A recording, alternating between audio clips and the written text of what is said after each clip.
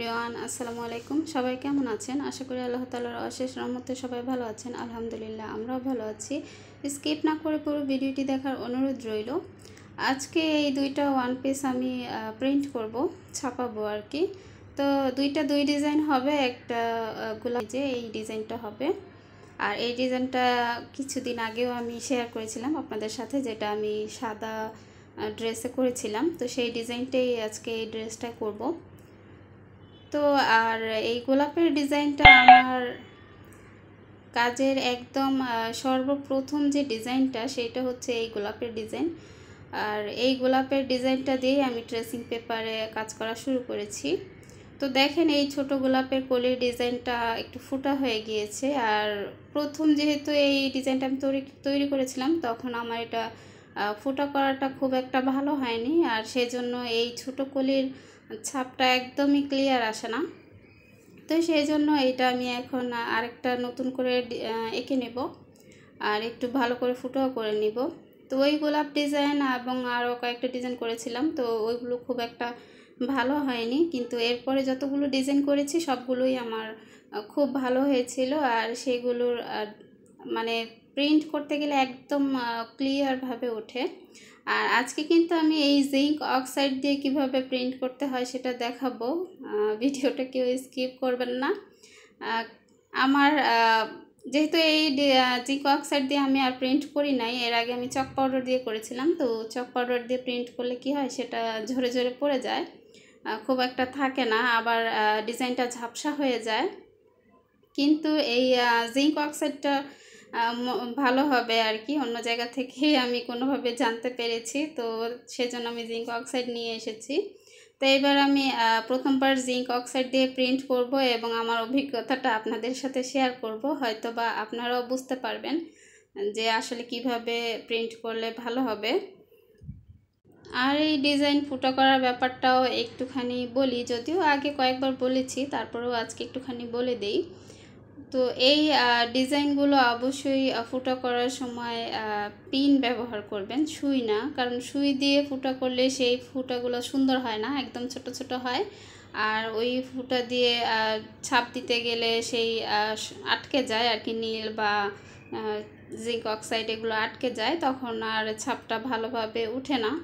তো সেই জন্য অবশ্যই ফুটাগুলো যেন সামান্য বড় হয়, সামান্য বড় হলে তাহলে ভালো হবে, আমার কাজের অভিজ্ঞতা থেকেই বলছি।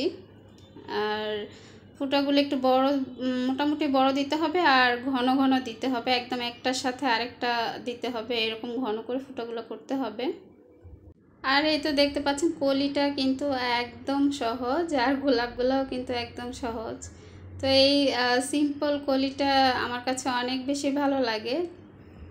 আর এই বড় গোলাপের ডিজাইনটা আমি যখন তৈরি করেছিলাম, তখন ওইটা আমরা প্রায় 3-4 জন মিলে ওইটা ফুটো করেছিলাম। আমাদের বাসার ফ্ল্যাটে কয়েকজন মিলে করেছিলাম, আমাকে করে দিয়েছিল তারা।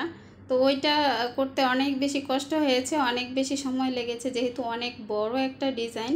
আর এই ছোট্ট ডিজাইনগুলো তো বেশি একটা সময় লাগে না। তো যাই হোক, গত ভিডিওতে অনেক আপুরাই কমেন্ট করেছিলেন যেন আমি রিবনের কাজটা শেয়ার করি। তো ইনশাল্লাহ খুব শীঘ্রই রিবনের কাজটা শেয়ার করব। আর আমার মেয়ের জামাতে করব আর কি, তো তখন অবশ্যই শেয়ার করব। আর এই যাদের কাছে আমি কাজ করতে দিয়েছি তাদের কাজগুলো শেষ হয়ে গিয়েছে, তো সেই জন্য আমি এই কাজগুলো আবার রেডি করছি, যেহেতু ওরা আসবে। তো আসলে যাতে আমি আবার ওদেরকে কাজ দিয়ে দিতে পারি, সেই জন্যই আমার এগুলো রেডি করা। তাই আর এবারের ভিডিওতে আমি রিবনের কাজটা শেয়ার করতে পারিনি। তো ইনশাল্লাহ নেক্সট বা পরবর্তী ভিডিওতে আমি আমার মেয়ের ওই ড্রেসটাতে রিবনের কাজটা শেয়ার করব আপনাদের সাথে। তো এই তো, আর ফুটাটা কীভাবে করছি দেখতেই পাচ্ছেন, একদম ঘন ঘন করে ফুটাটা করতে হবে। আর ফুটাটা যখন করবেন নিচে একটা ভারী কাপড় বা বালিশ কিছু একটা দিয়ে তারপরে করবেন, ভালো হবে। তো কথা বলতে বলতে আমার এই ফুটো করাটা শেষ হয়ে গিয়েছে। আর দেখেন, সামনের দিকটা তো সমান, আর উল্টো দিকটা এরকম ধার ধার থাকবে। অবশ্যই সামনের দিক থেকেই ছাপটা দিতে হবে। আর এরপর আমি জিঙ্ক অক্সাইডটা আমি আগের দিন গুলিয়ে রাখবো আর কি, যেমন যেদিন ছাপাবেন তার আগের দিন গুলিয়ে রাখতে হবে। নয়তো কিন্তু সাথে সাথে গুলিয়ে করতে গেলে ছাপটা একদমই ভালো হবে না, যেটা আমি দেখলাম আর কি। তো আমি আগের দিনই গুলিয়ে রেখেছি। আর এখানে আমি 3 চামচ নিব, যেহেতু মাত্র 2টা ড্রেস করব, 2টা ড্রেসে ছাপাবো, তাই অল্প করেই নিচ্ছি। আর এখানে আমি 1 তোলা জিঙ্ক অক্সাইড এনেছি, আর 1 তোলা আমার কাছে 30 টাকা নিয়েছে। আর এরপর এই আমার গুঁড়িটা মানে এই জিঙ্ক অক্সাইডটা ভালো করে মিশিয়ে নিতে হবে।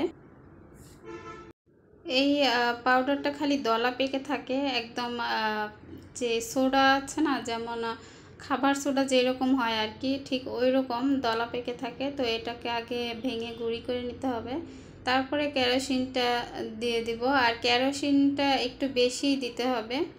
আর দেখেন, নীল যখন মিক্স করি তখন কিন্তু নীল আর কেরোসিন মিশে যায়, পরে নীলটা নিচে জমে থাকে। কিন্তু এটা দেখেন, কেরোসিন দিয়েছি আর দেওয়ার সাথে সাথে ওইটা নিচেই পড়ে আছে, নিচেই জমে আছে, কিন্তু কোনোভাবেই মিশছিল না আর কি, বারবার নিচে জমে যাচ্ছিল। আমি মিশানোর অনেক চেষ্টা করছি, কিন্তু এটা মিশছে না। আর সবচেয়ে বিরক্তি লাগে যখন আমি এটা ছাপাতে বসি। তো এরপর আমি এটা এভাবেই আটকে রেখে দেব। যাই হোক, গত ভিডিওতে আমি একটা প্রশ্ন করেছিলাম যে আমার কাজ দেখে কে কে কাজে আগ্রহী হয়ে কাজ শুরু করেছেন বা কাজ করছেন। তো সেখানে শুধুমাত্র একটা আপুই কমেন্ট করেছেন যে কাজ শুরু করছেন এবং আলহামদুলিল্লাহ ভালো অর্ডারও এসেছে, সেলও হচ্ছে, কিন্তু এখন অসুস্থ আছেন বলে কাজ করতে পারছেন না।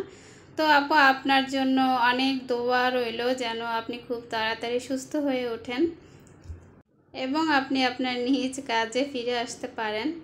সুস্থ থাকাটা আল্লাহ তাআলার অনেক বড় একটা নিয়ামত। আসলে বাচ্চারা অসুস্থ হোক বা নিজে অসুস্থ হই, একদম সব কিছু এলোমেলো হয়ে যায়, কোনো কাজই করতে ইচ্ছে করে না। যাই হোক, এই যে দেখেন, এটা কেমন জানি মানে আমার খুবই বিরক্ত লাগছিল, হাতের মধ্যে কেমন যেন আটকে আটকে ধরছে, আর কাপড়টার মধ্যেও আটকে আটকে ধরেছে। আমি খুব মিক্স করার অনেক চেষ্টা করছিলাম, কিন্তু এটা মিক্সই হচ্ছিল না, ওইটা আমার দলাতলাই হয়ে আছে, চাকা চাকা হয়ে আছে। তো যাই হোক, কী আর করবো, দেখি প্রিন্ট করে কি হয়, এটা কীরকম হয় আর কি। তো দেখেন, নীল কেরোসিনের ছাপটা যেমন ভালো করে আমরা চিপে, মানে ভালো করে আমি চিপে তারপরে ছাপটা দেই, ওটা কিন্তু অনেক সুন্দরভাবে ওঠে। কিন্তু এইটা যখন ভালো করে চিপে নিয়েছি, কিন্তু এটা মানে ছাপ উঠছিলই না। তারপরে আবার একটুখানি কেরোসিন নিয়ে তারপরে আমি এটা ছাপিয়েছি। এরপরে দেখলাম যে না, এরপরে ছাপটা ভালোই উঠেছে। এই যে দেখতেই পাচ্ছেন, এটা কিন্তু অনেক সুন্দরভাবে উঠেছে। এই এই বেলায় কিন্তু মানে জিঙ্ক অক্সাইডের বেলায় অবশ্যই কাপড়টা একটুখানি ভিজা ভিজা থাকতে হবে, ভিজা ভিজা অবস্থায় ছাপাতে হবে। আর দেখেন, এইটা তো আরও বেশি সুন্দর হয়েছে। তো এই তো গোলাপ ডিজাইনের ছাপটা, আর এটা হচ্ছে সামনের যে ছাপ, সেটা মাঝ বরাবর একটু হালকা বাঁকা করে আমি এই ডিজাইনটা রেখেছি, আর দুই সাইডে ছোট ছোট কলিগুলো দিয়েছি। আর এটা হচ্ছে পিছনের ডিজাইনটা, পিছনে আমি এরকম ছিটা ছিটা করে ফুল দিয়েছি, মানে 3টা 2টা করে। আর এর হাতার ডিজাইনটা যখন করেছি তখন ভিডিও শ্যুট করতে মনে ছিল না, ওইটা বড় বড় গোলাপ দিয়েছি 2টা। আর এটা হচ্ছে সি গ্রিন যেই ড্রেসটা, সেইটার সামনের পার্ট, সামনে আমি এরকম ডিজাইন দিলাম, আর পিছনে এরকম ছিটা ছিটা ফুল দিয়েছি। তো আশা করি দেখতে সুন্দর লাগবে। আর এই ড্রেসটার সাথে কিন্তু আমি বাসন্তী রঙের সালোয়ার ওড়না দিব। আর বাসন্তী, এই কাজটা হবে বাসন্তী সুতা আর হচ্ছে রানী গোলাপি সুতা, আশা করি ভালো লাগবে। আর এই হচ্ছে হাতার ডিজাইনটা, 2টা হাতে আমি বড় বড় ফুল দিয়েছি আর ছোট 3টা ফুল দিয়েছি। আল্লাহ হাফেজ।